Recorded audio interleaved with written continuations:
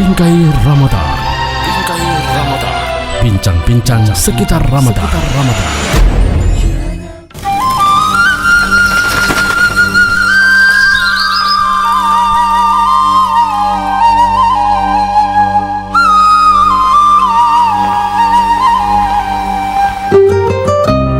Bismillahirrahmanirrahim. Assalamualaikum warahmatullahi wabarakatuh. Hamdan syukran lillah, la haula wa la quwata illa billah. Pendengar Poliamat of FM dan juga Syah FM di Kabupaten Bualemo, sama-sama dirahmati Allah Subhanahu wa taala. Sahur. Mapuli tauti sahur. 10 malam terakhir ini Ustaz, alhamdulillah kita masih diberikan kekuatan Allah Subhanahu wa taala untuk terus beribadah, dan mari kita perketat ikat pinggang sebagaimana Rasulullah, seperti itu Ustaz ya. Sebagaimana dalam hadis Rasulullah sallallahu alaihi wasallam, kan kata Aisyah radhiyallahu ta'ala anha, karena Nabi sallallahu alaihi wasallam ishtadda mi'zarahu, bahwasanya Nabi Muhammad SAW itu lebih mengencangkan ikat pinggangnya, wa ahya lailahu, dan menghidupkan malam-malamnya.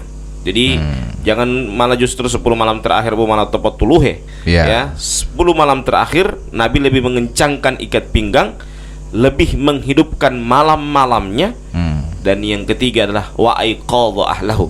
Ya, bukan hanya suka mau masuk surga sendiri, tapi apa? Membangunkan keluarganya untuk melaksanakan juga sholat malam bersama suaminya. Baik pendengar yang sama dirahmati Allah Subhanahu wa taala, tanpa terasa kita tinggal 10 hari lagi dalam hal menunaikan ibadah puasa. Untuk itu jangan kita lalai ataupun kita terlena dengan datangnya hari raya, karena semakin dekat dengan hari raya maka aktivitas dunia kita justru akan semakin padat, dan kita lupa bahwa sesungguhnya justru di 10 hari terakhir ini bahkan diprediksi turunnya Lailatul Qadar Ustadz ya. Jadi sehingganya kita berharap bahwa odungga mailo Lailatul Qadar itu dia bohi tetete atau sengkol, ja bohi tetete ahi petalia kukisi dan seterusnya, tapi dia datang pada kita pada saat kita sementara membaca Al-Quran, sementara melaksanakan amalia di bulan suci Ramadan. Ya. Baik pendengar yang sama dirahmati Allah Subhanahu wa taala. Di hari-hari terakhir kita sudah memasuki hari yang ke-21 bulan suci Ramadan. Dan ini juga diprediksi sebagai hari yang ganjil ya Ustadz ya. Iya. Karena hari-hari yang ganjil ini di mana diprediksi atau bahkan disampaikan Nabi, kan di beberapa teks yang disampaikan Nabi. Kata Nabi pertama, faltamisuha fi ashril awakhir minar Ramadan. Carilah Lailatul Qadar itu pada 10 malam terakhir di bulan suci Ramadan. Nah, di dalam teks yang lain Nabi menyebutkan apa? Minal witir, dari malam-malam ganjil. Ya, baik. Di malam-malam ganjil, dan ini kita pun berharap semoga puasa kita ini tidak ada yang sia-sia. Ya, sudah 20 kita sudah lewati, mulai muhasabah kembali, kita memicu kembali semangat kita untuk bisa terus beribadah, jangan sampai kendor, karena semakin dekat dengan lebaran semakin banyak aktivitas yang kita laksanakan. Ada hingga semama mau madeta bele, mau ceti bele, ulo tamam talika dera bohu, ulo tam talika masih buklu mau amilah, sehingga lupa akan 10 malam terakhir kita harusnya banyak beribadah. Nah ini bagaimana Ustadz, mungkin ada penyampaian di 10 malam terakhir sebelum kita melanjutkan ke topik yang akan kita bahas, kira-kira amalan-amalan apa yang dilaksanakan oleh Rasulullah di 10 malam terakhir. Nah, Allah Subhanahu wa taala berfirman dalam Al-Qur'anul Karim, di dalam surah Al-Fajr, Allah bersumpah ya, wal fajri wa layalin ashr, demi waktu fajar dan demi 10 malam. Ulama tafsir menyebutkan dalam 10 malam itu adalah 10 malam terakhir di bulan suci Ramadan. Ya. Sehingga ulama berbeda pendapat tentang 10 malam ini, sehingga kesimpulan para ulama kalau siang yang lebih utama itu adalah 10 hari yang pertama di bulan Muharram, Tapi kalau malam yang lebih utama itu 10 malam terakhir di bulan suci Ramadan. Ya, inilah keutamaan yang besar yang kita harus jaga sampai Allah bersumpah walayalin ashr, ya, demi 10 malam. Ya. Jadi kita harus jaga baik-baik itu 10 malam terakhir di bulan suci Ramadan untuk senantiasa melaksanakan amalia-amalia di bulan suci Ramadan. Bahkan Rasulullah SAW ketika masuk pada 10 malam terakhir di bulan suci Ramadan, beliau melaksanakan i'tikaf, ya, berdiam diri di masjid, fokus dalam melaksanakan ibadah kepada Allah Subhanahu wa taala. Ya, beliau pokoknya aktivitas beliau selama 10 hari yang terakhir di bulan suci Ramadan itu, beliau kerjanya cuma melaksanakan sholat, membaca Al-Quranul Karim, ya, meninggalkan keluarga, dalam artian hanya fokus 10 hari terakhir. Ya, jadi ba'da maghrib itu beliau sudah masuk, ya. Jadi beliau pas maghrib check in di masjid. Ya, check in di masjid dan fokus dalam melaksanakan ibadah, ya, sampai malam hari raya. Ya, takbiran. Jadi malam takbiran. Jadi pas habis maghrib juga pulang. Ya, habis maghrib pulang pas takbiran itu. Ya, itulah bubarnya orang-orang yang melaksanakan i'tikaf di bulan suci Ramadan. Nih Ustadz, ada pertanyaan dari para jamaah. Nah, ini kan sudah memasuki Lailatul Qadar. Kira-kira apa sih sebenarnya itu Lailatul Qadar dan bagaimana ciri-cirinya kita sudah memperoleh Lailatul Qadar itu dan seterusnya? Silakan. Baik. Allah Subhanahu wa taala berfirman dalam Al-Qur'anul Karim, "Lailatul Qadri khairum min alfi syahr." Ya. Malam Lailatul Qadar itu lebih baik daripada 1000 bulan. Lebih baik daripada 83 tahun. Ya, itulah malam Lailatul Qadar tersebut. Maka kita harus jaga, ya. Dan bagaimana ciri-ciri malam Lailatul Qadar itu? Di antaranya adalah Allah Subhanahu wa taala memudahkan kita untuk melaksanakan ibadah. Yang kedua, ada beberapa tanda-tanda yang disebutkan oleh para ulama. Kalau dia malam tidak terlalu dingin dan dia kalau siang tidak terlalu panas, berarti malamnya adalah malam Lailatul Qadar. Dan kenapa Nabi Muhammad SAW itu atau Allah Subhanahu wa taala dan para sahabat yang lain tidak menyebutkan malam keberapa itu malam Lailatul Qadar? Kenapa? Supaya kita menjaga 10 hari yang terakhir itu full totalitas. Ya. Atau kadang juga orang kalau di tengah kesibukan dia hanya mampu menjaga di malam-malam ganjil. Atau kalau di dalam kesibukan lebih sibuk lagi, kadang-kala dia tinggal menjaga 3 hari yang terakhir, 27, 28, 29. Ya.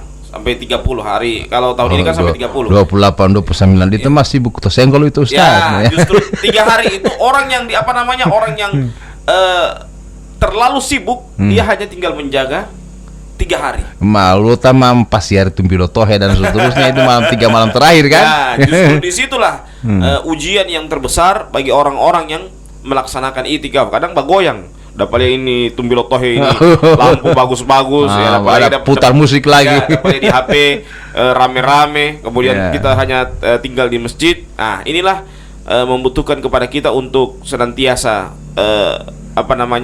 fokus dalam beribadah kepada Allah, karena kita tidak ada jaminan untuk berjumpa dengan bulan suci Ramadan yang akan datang. Tidak ada jaminan Ustaz ya? Ya, Ramadan senantiasa datang, tapi kita belum ada jaminan. Tidak ada jaminan untuk berjumpa dengan bulan suci Ramadan yang akan datang.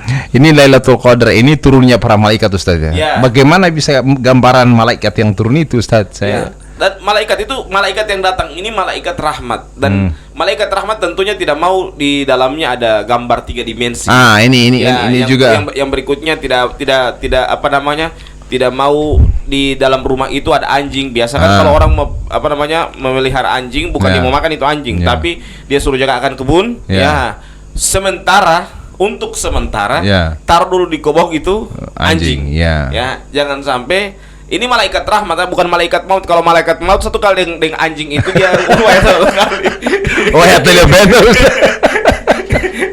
malaikat rahmat ini katanya sampai padat di muka bumi. Ini malaikat yang datang ke banyak sekali. Malaikat yang datang membawa rahmat.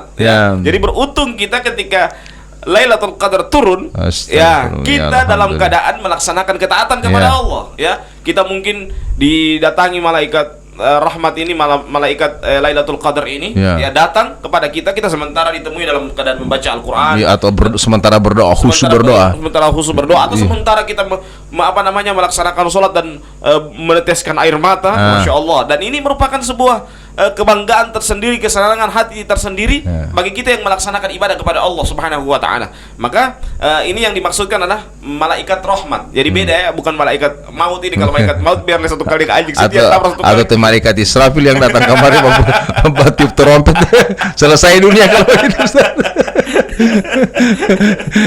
Jadi yang datang adalah malaikat rahmat. Ya. Dia membawa berbagai macam keberkahan ya di bulan suci Ramadan ini. Ya, kita berdoa semoga Allah Subhanahu wa taala mempertemukan kita dengan para malaikat rahmat ini, Ustaz ya. Dalam keadaan beribadah. Ya, bukan dalam keadaan mulai kira-kira wano dungkali mai Ustaz Botia Bohipito kira-kira apa yang berarti dihitung 83 tahun pitoh kalau begitu. Oh begitu.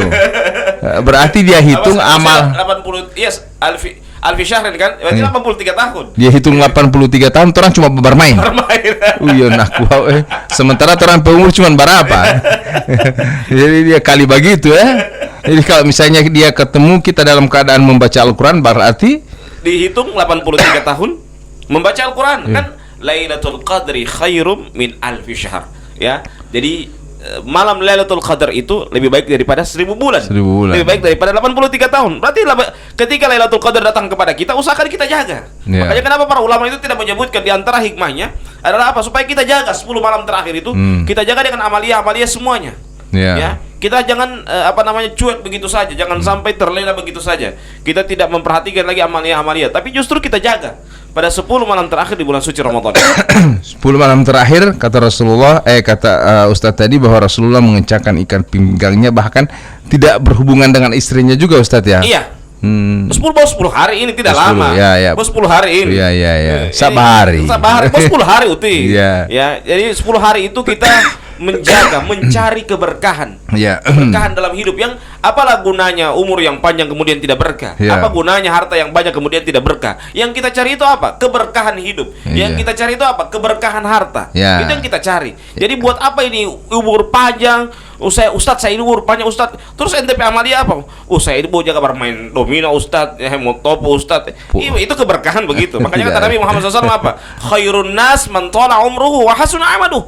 Ya. Sebaik-baik manusia itu apa? Man tala umruhu, yang panjang umurnya dan bagus amalannya. Wa syarrud das, dan sebaliknya seburuk-buruk manusia apa? Yang panjang umurnya namun buruk amalannya.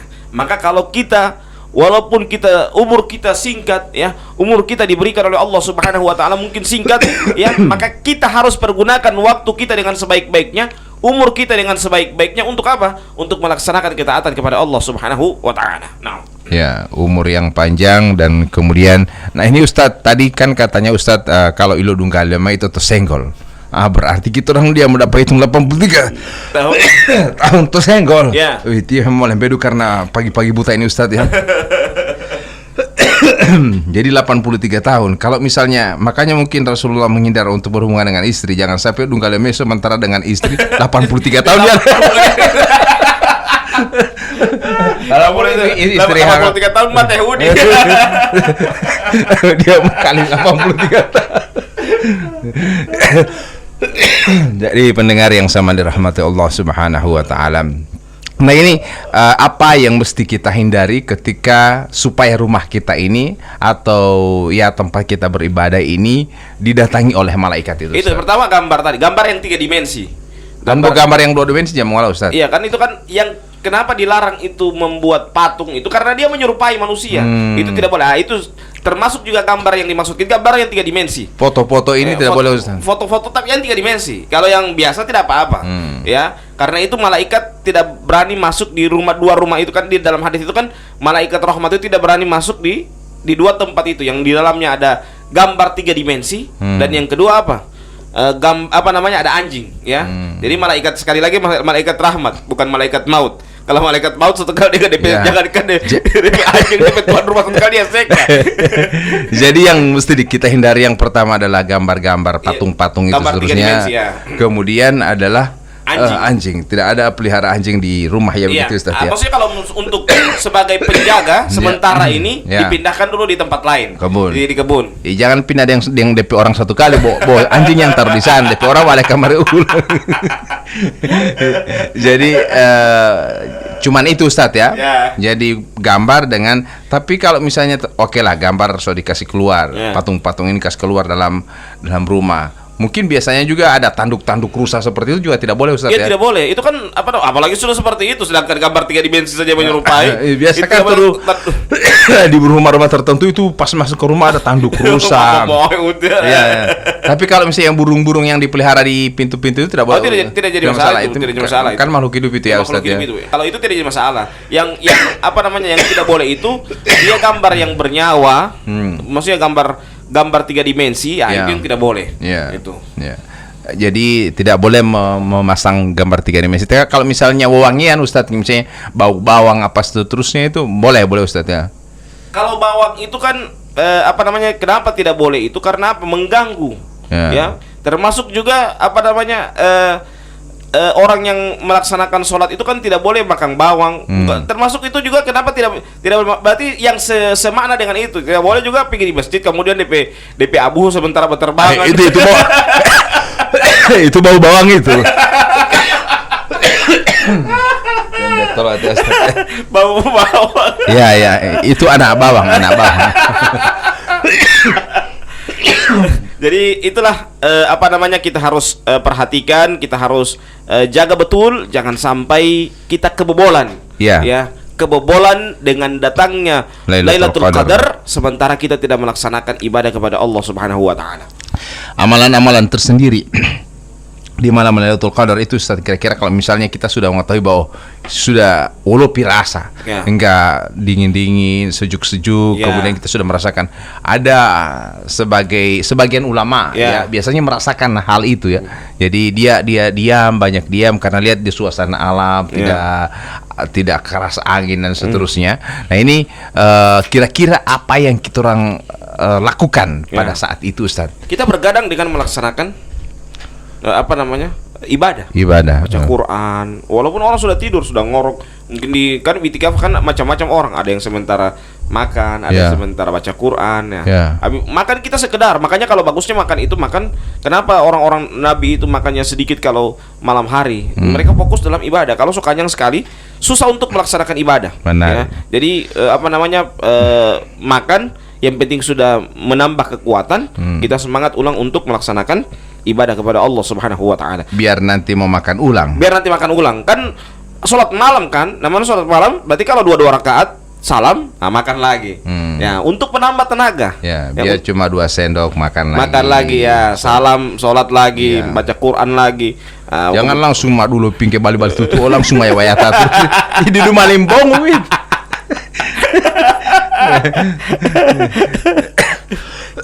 Jadi itu amalan-amalannya Ustaz ya, banyak beristighfar dan lain-lain. Atau ada lagi yang lain Ustaz? Di samping itu pula, di samping kita kalau itu sholat malam itu kan rutinitas.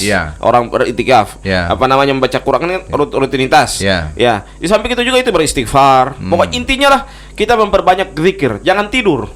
Ya, kurangi tidur. Maksudnya saya bukan melarang untuk tidur, kurangi tidur ya. Jadi jangan sampai mau pindah kamar ini. Jangan sampai cuma pindah kamar. Pak itikaf itu tujuannya apa? Memperbanyak ibadah, bukan memperbanyak tidur. Mename detima de dalam angalua, katulu. Kalau tidur memang tidur untuk menghilangkan kecapean saja. Bukan untuk tidur terus tidur. Mama delok tebero tidur di. Dem abang-bang suma lo bang ya.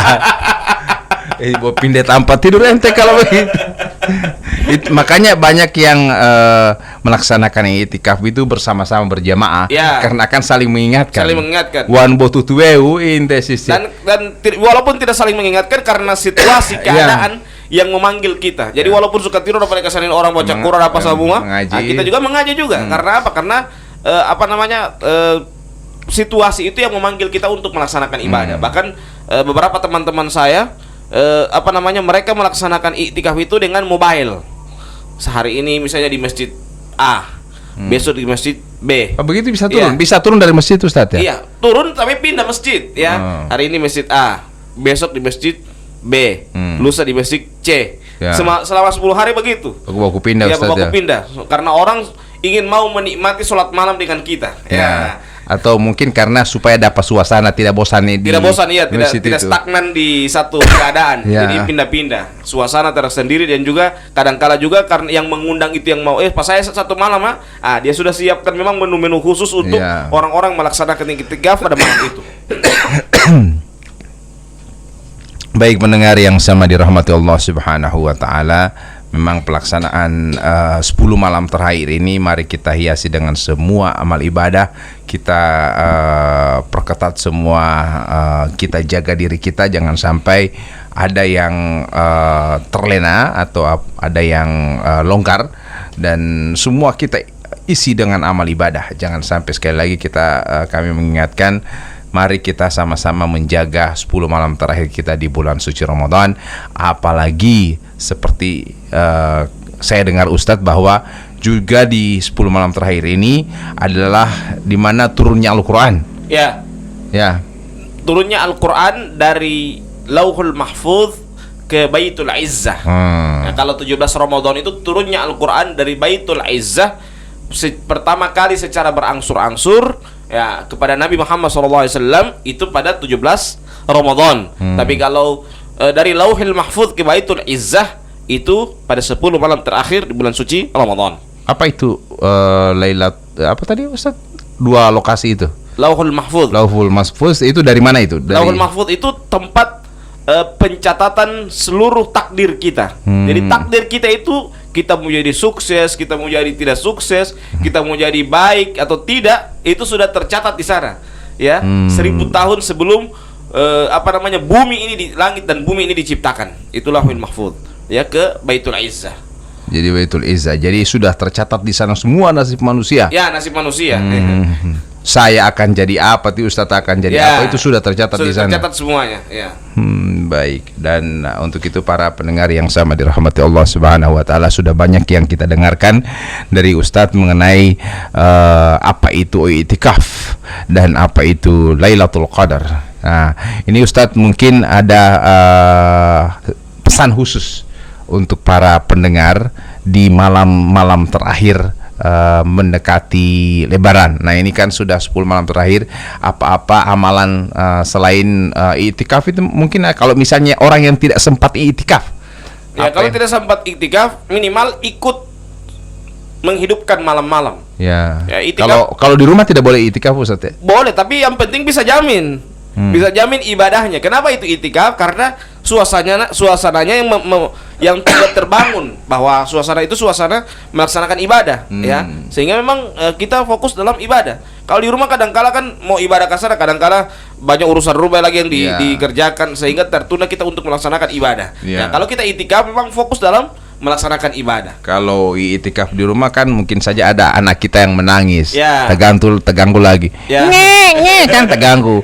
Nah, mulai jam 3 DP mama lagi yang menangis, terganggu lagi.